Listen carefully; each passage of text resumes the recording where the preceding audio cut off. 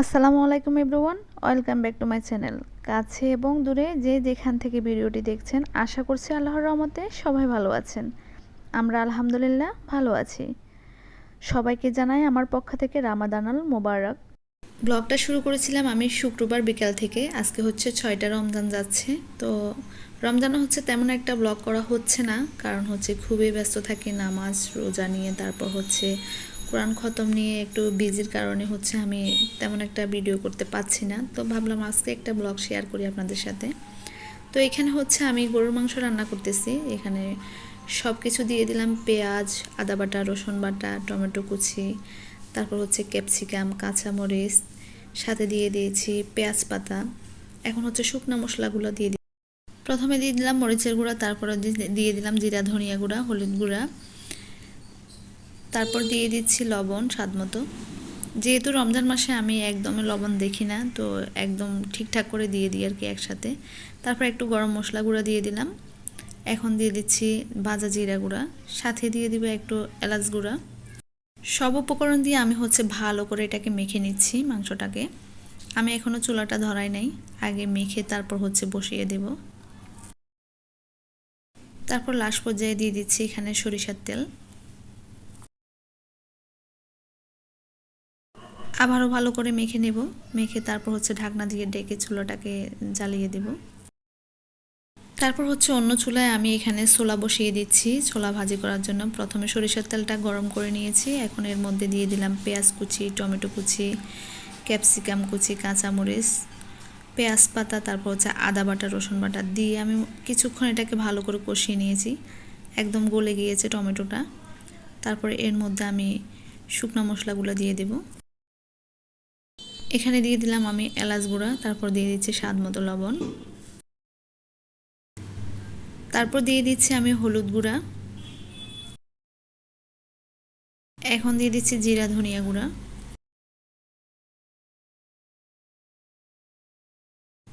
তারপর কিছু পরিমাণ হচ্ছে গরম মশলা গুঁড়া দিয়ে দিলাম। দিয়ে ভালো করে এটাকে একটু পানি দিয়ে কষিয়ে নেব। যত বেশি মশলাটাকে কষাবো তত খেতে কিন্তু ভালোই হবে, তো সেই জন্য একটু সময় নিয়ে কষাচ্ছি আর কি।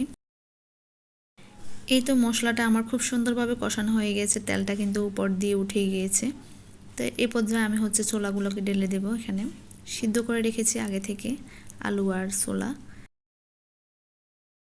আজকে হচ্ছে আমি 2 জায়গায় ইফতার পাঠাবো, সেই জন্য আমি একটু বেশি পরিমাণে করতেছি। তো এই প্রথম রমজানে হচ্ছে আজকে প্রথম ইফতার পাঠাচ্ছি।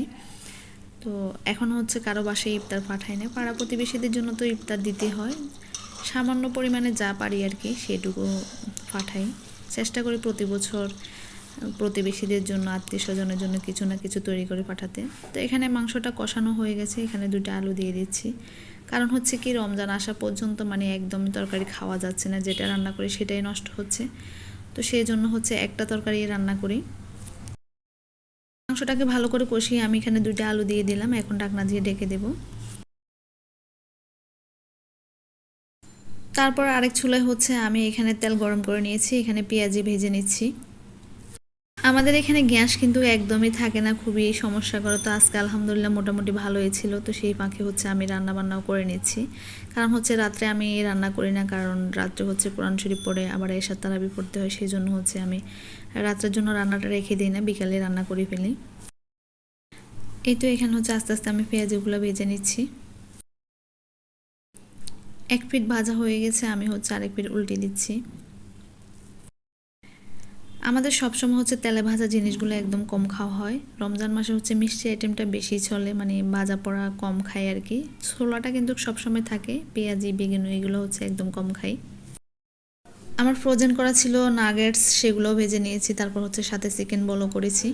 তো আমি ভিডিওটা করেছিলাম, কেন জানি স্কিপ হয়ে গেল আর কি। তো এই যে আমি হচ্ছে এখন ইফতারিগুলো রেডি করে নিচ্ছি, যেহেতু আজানের সময় হয়ে আসছে, সেজন্য হচ্ছে আমি যেখানে পাঠাবো তাদের জন্য রেডি করছি। তো আজকে পাঠাবো হচ্ছে সাপিরের ম্যামদের বাসায় ইফতার দিব আর কি, তারপর আমাদের বাসায় এক ভাবিকে দেব। তো এখানে হচ্ছে আমি 5 স্টার রান্না করে রেখেছিলাম সকালবেলা, যাতে ঠান্ডা হয়ে থাকে। যেহেতু তাদের ফ্যামিলি মেম্বার 3জন, সেজন্য হচ্ছে আমি অল্প পরিমাণে দিচ্ছি, যাতে খাবারটা নষ্ট না হয়, সেই পরিমাণে দিতেছি আর কি। তো তো আমি হচ্ছে খুব সুন্দর করে সাজিয়ে নিচ্ছি। তো কিছু পরিমাণে খাবার বাইরে থেকে কিনে এনেছি, যেমন বেগুনিগুলো বাইরে থেকে নিয়ে আসছি, তারপর হচ্ছে সবজির চপ নিয়ে আসছি। সব কিছু একা হাতে করা খুবই কষ্টকর, যেহেতু রোজাও রেখেছি, তো সেই জন্য হচ্ছে কিছু পরিমাণে জিনিস কিনে নিয়ে আসছি আর কি। তো এখানে হচ্ছে আমি কাঁচা ছোলা দিয়ে এখানে সালাদ তৈরি করেছি। তারপর হচ্ছে এক জায়গায় পাঠিয়ে দিয়েছি, অন্য জায়গার জন্য রেডি করতেছি। তো আমি সুন্দর করে সাজিয়ে নিয়েছি, এখন হচ্ছে এগুলো পাঠিয়ে দেব। তো এই সামান্য আজকের আয়োজন আর কি। এই তো আমাদের জন্য ইফতারিগুলো রেডি করেছি। আমরা নিচে বসে ইফতারি করে, টেবিলে বসি না। তো আজকে আমাদের সাপির নাফিসার দুজনেই রোজা রেখেছে। ওদের হচ্ছে আজকে 3টা রোজা 6টার মধ্যে, মাশাল্লাহ। তো আমি যেভাবে ফেলেছি সেভাবে ইফতারটা রেডি করে ফেলেছি, কারণ হচ্ছে একদম সাজাই গুজাই করে নেয় আর কি। খুবই টায়ার্ড ছিলাম, সেই জন্য ইফতারটা আর গুছিয়ে করা হয় নাই আর কি। তো সে যেভাবে ছিলাম ওইভাবে করে নিয়েছি। তারপর হচ্ছে রাত্রে নামাজ কলমা পড়ে এরপর হচ্ছে রাতের খাবারটা খেয়ে নিচ্ছি। তো এখানে সাদা পোলাও করেছি, সাথে সালাদ আর গরুর মাংস। এখন হচ্ছে নাপিসাকে খাইয়ে দিচ্ছি, ও বলতেছে অনেক মজা হয়েছে। তো যেহেতু আজকে রোজা রাখছিল সেই জন্য হচ্ছে খাইয়ে দিচ্ছি আমি। তো সবাই দোয়া করবেন আমাদের জন্য, আপনাদের জন্য দোয়া রইল। আজকে এ পর্যন্ত, সবাই ভালো থাকবেন, সুস্থ থাকবেন। আল্লাহ হাফেজ।